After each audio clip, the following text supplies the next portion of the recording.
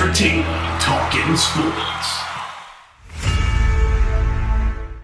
What is going on, football fans? Back at it with another New York Giants video. And in this video, I'm going to dive into the matchup between the New York Giants and the Cincinnati Bengals in what is a must-win game. I know a lot of people don't like to say that statement. This is a must-win game. If the New York Giants do not beat the Cincinnati Bengals, I can confidently say don't even think about the playoffs for the rest of the year. Now, that doesn't change my opinion in terms of progression. I'll still be excited to see this team build throughout the rest of the year. But this is a very important game for the Giants because I think even if they don't make the playoffs, it's important for the Giants to be able to play meaningful football down the stretch, to learn to play in environments like that, games that you need to get into the playoffs late into the season. So I think this is a very big game because without winning this game, the Giants probably won't play meaningful games, week 15, week 16, week 17. If they win, well, you could bet on it that they will. I mean, if you look at Washington, you look at Dallas, one has to win this week. Both play very challenging games next week at Baltimore and at Pittsburgh. Both games in which they should probably lose. The Eagles, we all know their schedule coming up. They're playing a bear of a schedule, and we'll see how they overcome it. But if the Giants beat Cincinnati, there's no reason to think that they won't at least be playing meaningful football down the stretch and hopefully have a meaningful game week 17, win, lose, or draw. Of course, we all want them to make the playoffs, but I think it's important for the development of this team to play in some important football games down the stretch. Now, one thing I worry about going into this game, well, we'll start with the running game. 2 weeks ago, we've had the bye. The Giants, defensively I'm speaking, struggled against the run for the first time in a while.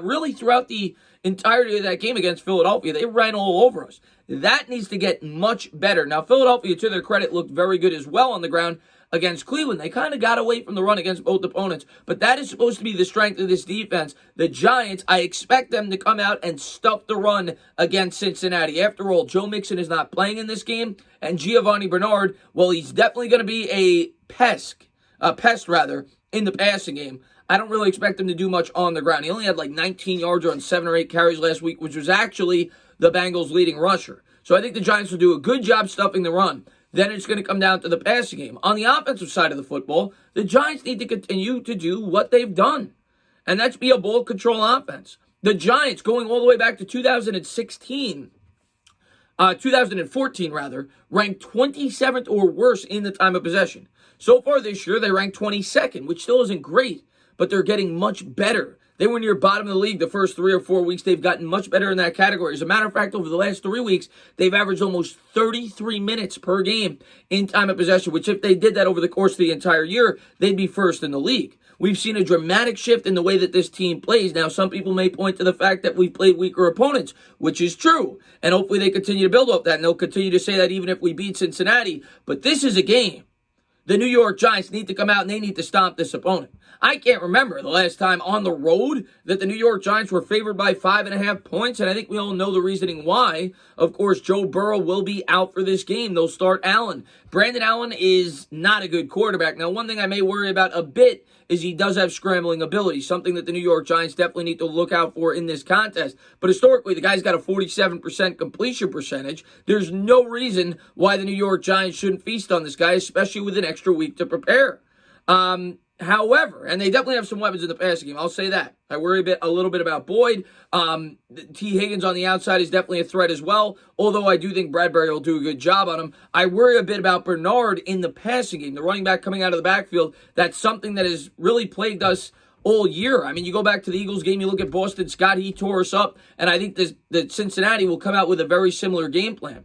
One thing that I worry about going into this game, or I think it's at least fair to worry about going into this game, you don't want to let up.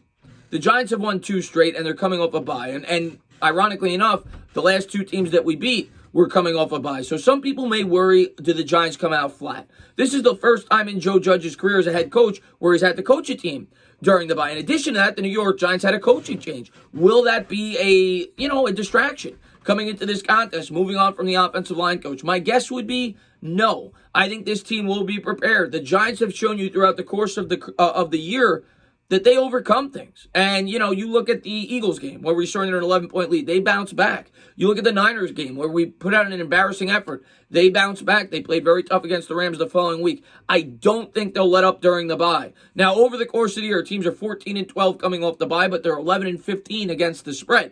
Giants are 5.5-point favorite. Maybe it'll be a little bit closer than people think.